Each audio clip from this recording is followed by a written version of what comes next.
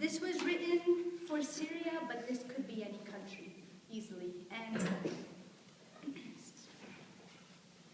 there is nothing more dangerous than the prayer of a mother who has lost everything. Cement stained with the blood of our fathers, we will never forget what happened here. For even the sky knows to keep its mouth shut when laughter isn't even welcomed. Instead, bomb-drop lullabies are hushing our babies to sleep, and all you can hear is the weeping of mothers and the silencing of their sons' heartbeats.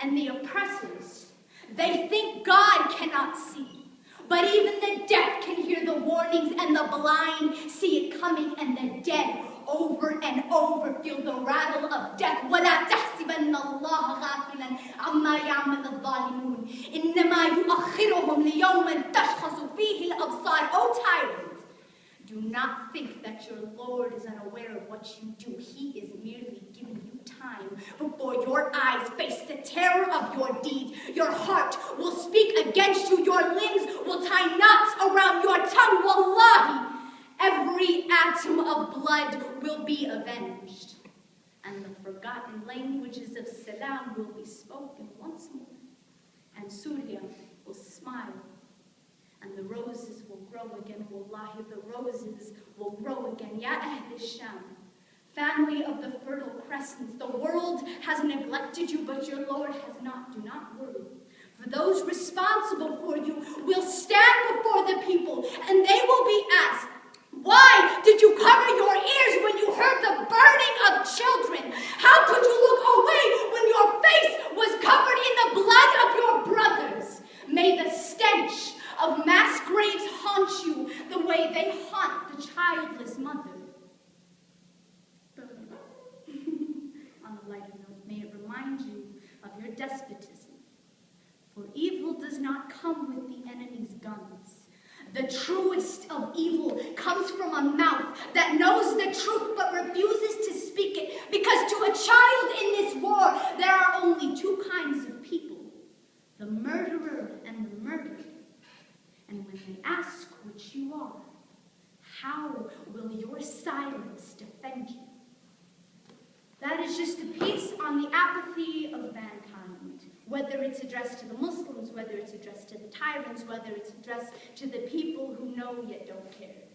And it breaks my heart when I'm at the masjid and people ask me what's happening in Syria. You know, the news is available for you to realize that you're living lavish lifestyles with biology class to go to. You think the children in Syria have biology class on their mind? No, when they say goodbye to their parents, when they go to school, they make sure to say goodbye as if it's the last time they're ever going to see their mothers and fathers again. 6 members of my family have been killed in the conflict. That doesn't matter. It's not my family. It's your family. It's every single person in this country who has a household. It's their family. We don't have excuses. We don't have excuses anymore. What are we doing?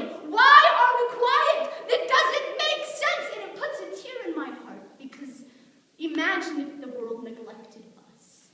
Imagine if the world had no idea what Hollywood was. Imagine if they had no idea that there were Muslims in America, or if there were kids going to school. Imagine if there were bombs being dropped outside of your house. Just imagine it for a second.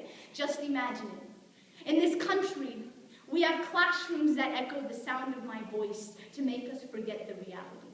But wallahi, I swear there is a reality, and it's happening in almost every country. It's not just Syria. It's not just Palestine. This is happening in South America. This is happening in Asia, in Europe. This is happening here in the Chicago ghettos. You know, this is happening in Denver's ghettos. This is happening everywhere, and we're so quiet. We've got our...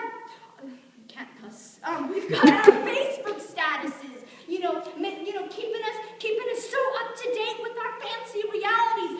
I have a sister. I asked her if she could help me out with the Colorado Youth Activists Committee. She ignored me. And then I go on her Facebook. She updated a post about how she was going to a Bruno Mars concert. There is a revolution going on right now when you're going to a Bruno Mars concert. I don't judge what you do with your time, but you best believe that when I'm standing here, I expect you to let these words sink in, because enough is enough. Enough is enough. Your televisions will die.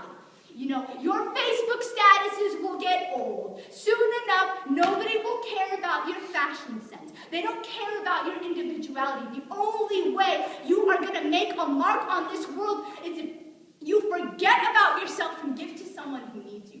Because I'm telling you right now, there are 7 billion people on this planet. 7 billion people, you can't even count to that number.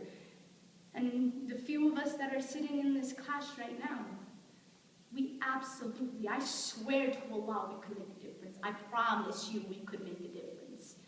And so with that being said, we are trying to get people for the march, which is this Saturday on the 16th. It's a march for Syria, but it's a march for humanity. You don't have to be Syrian. You don't even have to support the conflict that's going on. The only thing expected of you is that you contribute where you can.